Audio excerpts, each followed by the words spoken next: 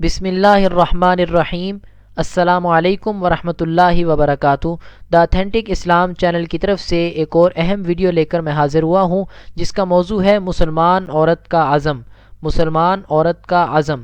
میں آزاد خیال عورتوں کی نہیں، میں آزاد خیال عورتوں کی نہیں اپنے اللہ کی مانوں گی۔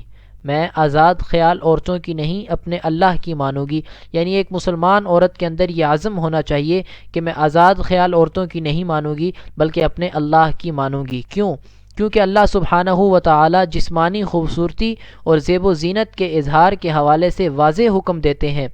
کیا حکم ہے؟ اور مومن عورتوں سے کہہ دو کہ وہ اپنی نگاہیں نیچی رکھیں۔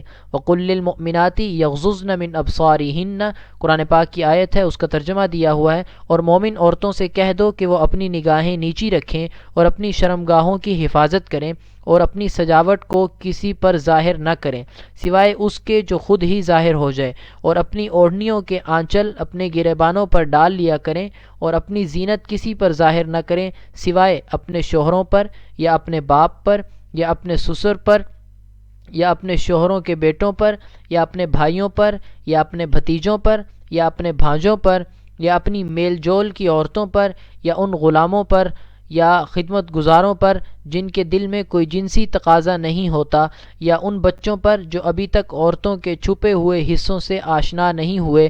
اور مسلمان عورتوں کو چاہیے کہ وہ اپنے پاؤں زمین پر اس طرح نہ ماریں کہ انہوں نے زینت چھپا رکھی ہے وہ معلوم ہو جائے، اس طرح سے نہ ماریں کہ انہوں نے جو زینت چھپا رکھی ہے وہ معلوم ہو جائے۔ قرآن پاک کی یہ آیت ہے، سورۃ النور 31 نمبر آیت۔ اللہ تعالیٰ عمل کرنے کی توفیق نصیب فرمائے۔